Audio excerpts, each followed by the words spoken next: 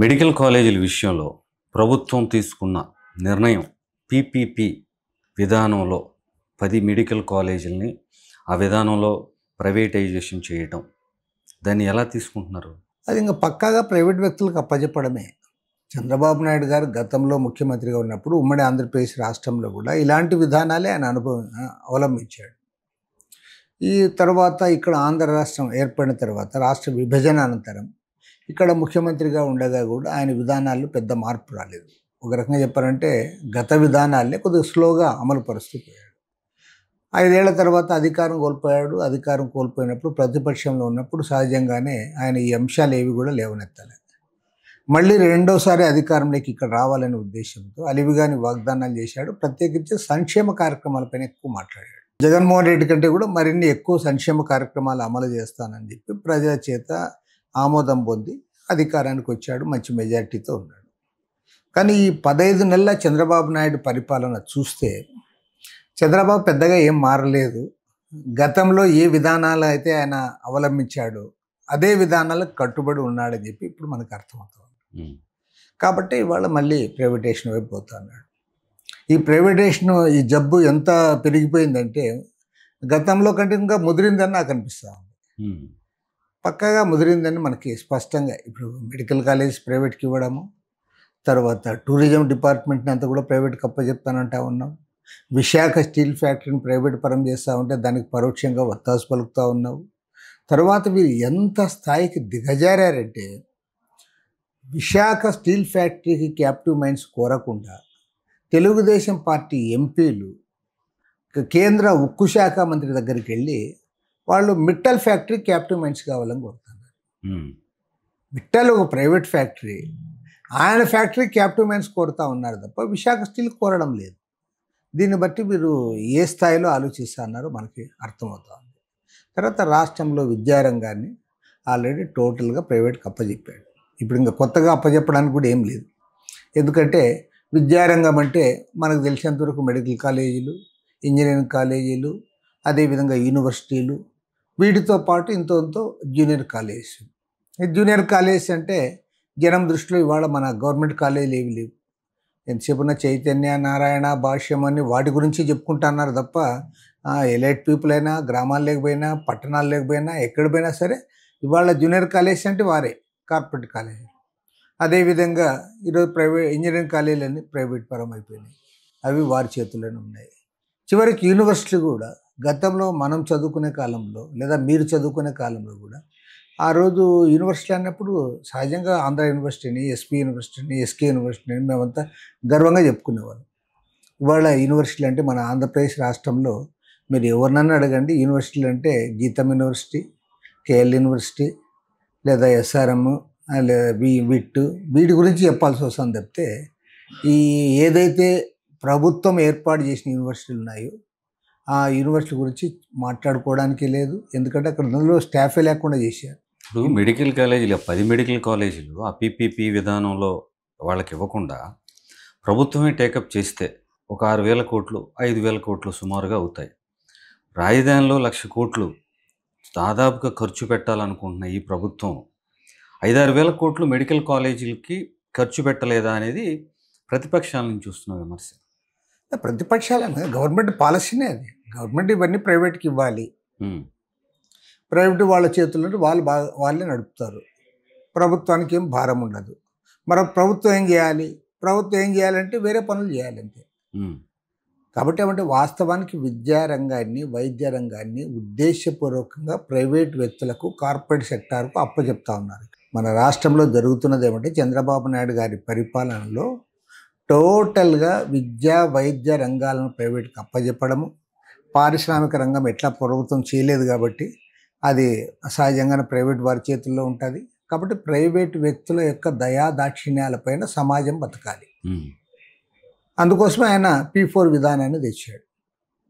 అంటే పైగా ఇప్పుడు కుటుంబాలను కూడా వాళ్ళకి అప్పచెప్పాలంటున్నాడు. వారు ఎవరైతే బాగా డబ్బు సంపాదించుకుంటారో వాళ్ళంతా మార్గదర్శులు. ఎవరైతే వాళ్ళ పిల్లలు చదివించుకోవడానికి ఇతరత్ర ఇబ్బందులు పడుతూ ఉంటారో, ఆర్థిక ఇబ్బందులు ఉన్న ఫ్యామిలీస్ అన్ని బంగారు కుటుంబాలు.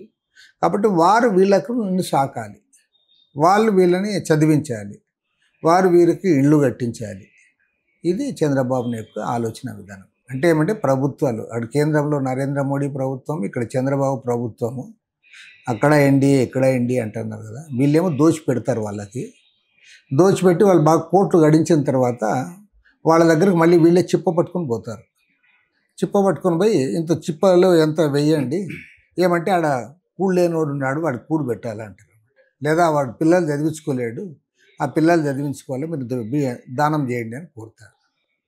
దానికి ముద్దుగా బంగారు కుటుంబము మార్గదర్శిని పేరు పెట్టాడు. కాబట్టి దీన్ని బట్టి అర్థమవుతున్నది ఏమంటే చంద్రబాబు నాయుడు యొక్క ఆలోచన విధానంలోనే ఒక పెద్ద మార్పు వచ్చిందని నేను అనుకుంటాను. మార్పు అంటే మంచి వైపు కాదు, మరింత చెడు వైపు మార్పు వచ్చింది. అంటే నీవు అంతరాలు పెంచేది మీరే. పేద ధనిక వర్గాల మధ్య తారతమ్యం విపరీతంగా పెంచుతున్నారు మీరు. కోటీశ్వర్లకు ఊడిగం చేస్తూ ఉన్నారు. పెట్టుబడిదారుల ఆస్తులు పెంచి పోషిస్తూ ఉన్నారు. కార్పొరేట్ వర్గాన్ని కొమ్ము కాస్తూ ఉన్నారు. వాళ్ళ ఆస్తులు పెంచి వాళ్ళ దగ్గర భిక్షం ఎత్తుకొని ఆ భిక్షంతో ప్రజలు బతకండి అని మీరు చెప్తారు. ఇప్పుడు ఆరోగ్యశ్రీకి సంబంధించి కూడా లాస్ట్ ప్రభుత్వంలో 25 లక్షల వరకు చాలా ప్రొసీజర్లకు 3,000 పైచీలకు ప్రొసీజర్లకు మేము ఆరోగ్యశ్రీ పథకం కింద మేము ఆ పథకాన్ని అమలు చేసాము. కానీ ఇప్పుడు పరిస్థితి మాత్రం పూర్తిగా మారింది. కేవలం 2.5 లక్షలకి అది బీమా. ఇది ఎంతవరకు కరెక్ట్ అనే మాట కూడా వస్తుంది. పేదవాళ్ళు వెళ్ళలేరు కార్పొరేట్ హాస్పిటల్స్కి. ఖచ్చితంగా పోలేరు. నేను అనేది ఏమంటే నువ్వు ప్రభుత్వ వైద్య రంగాన్ని నెగ్లెక్ట్ చేస్తున్నావు. ప్రభుత్వ కళాశాలలు, ప్రభుత్వ ఆసుపత్రులు, తర్వాత వారికి స్టాఫ్, వాటన్నిటిపైన దృష్టి సారించండి. మీరు దృష్టి సారించడంలా మీరు వాటిని నాటికి తీసుకట్టు అని చెప్పి ఇవాళ చేస్తూ ఉన్నారు. ఇవాళ ఉపయోగం మనకు కనపడతానే ఉంది. ఈ కాలేజీలన్నీ నువ్వు ప్రైవేట్ పరం చేసిన తర్వాత దానిపైన పెత్తనం ఎవరికి ఉంటుంది?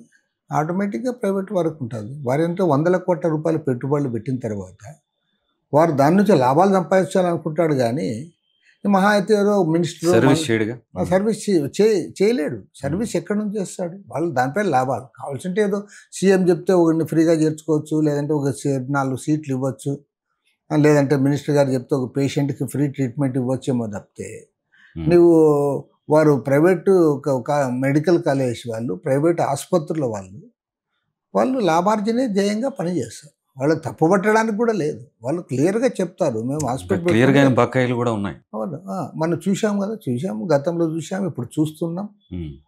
కాబట్టి ఏమంటే చంద్రబాబు నాయుడు గారు ఒక మాటలో చెప్పాలంటే క్షమించరాని తప్పు చేస్తా అన్నాడు. ప్రైవేట్ పరం చేసి ప్రైవేట్కి ఎప్పుడైతే నువ్వు పెద్దపీట వేస్తావో ప్రభుత్వ రంగం నిర్వీర్యం అవుతుంది. ప్రభుత్వ రంగం నిర్వీర్యం అయిన తర్వాత ఆటోమేటిక్గా నువ్వు వారిపైన ఆధారపడక తప్పదు. కాబట్టి గవర్నమెంట్ ఏం చేయగలదు భవిష్యత్తులో? నీ చేతిలో ఏముందని నేను అడుగుతాను. నువ్వు ఎడ్యుకేషన్ రంగాన్ని టోటల్గా వాళ్ళకి అప్పచెప్పావు, వైద్య రంగాన్ని అప్పచెప్తా. ఈవెన్ టూరిజం డిపార్ట్మెంట్ అది వాళ్ళకి దాదాపు 450 ఎకరాల ల్యాండ్స్, పెద్ద పెద్ద బిల్డింగ్స్, 10,000 కోట్ల రూపాయల ఆస్తుల్ని ఇవాళ 33 సంవత్సరాలు, 66 సంవత్సరాలు, 99 సంవత్సరాలు అనుకుంటే వాళ్ళకి లీజుకి ఇస్తూ ఉన్నావు. వాళ్ళకి లీజ్ ఇచ్చిన తర్వాత నువ్వేం చేస్తావు? వాడు లీజ్ అమౌంట్ కట్టకపోయినా కూడా నువ్వేం చేయలేవు. ఆల్రెడీ టూరిజం డిపార్ట్మెంట్లో 60 కోట్ల రూపాయలు లీజ్ అమౌంట్ రావాలి. నువ్వు ఎవరిపైన యాక్షన్ తీసుకున్నావు? కాబట్టి ఏమంటే తర్వాత మన ఏపీఎస్ఆర్టీసీ వాళ్ళది ఇక్కడ లూలు మాల్కి ఇస్తావు. నువ్వు 100 కోట్ల రూపాయల విలువ చేసే ప్రాపర్టీ విజయవాడ నగరం నడిబొడ్డున నువ్వు లూలు మాల్కి ఎందుకు ఇస్తా ఉన్నావు? అసలు అవసరం ఏమిటని నేను అడుగుతా ఉన్నా. కాబట్టి ఏమంటే చంద్రబాబు నాయుడు పూర్తిగా గాడి తప్పాడు. ప్రైవేటైజేషన్ వైపు పూర్తిగా మొగ్గు చూపుతా ఉన్నాడు. గతం కంటే కూడా స్పీడ్గా చేస్తాడు. అది ఇప్పుడు గతంలో చేయలేదని కాదు, గతంలో కూడా చేశాడు. ఇప్పుడు మరింత స్పీడ్గా ఆ బాటను పయనిస్తూ ఉన్నాడు.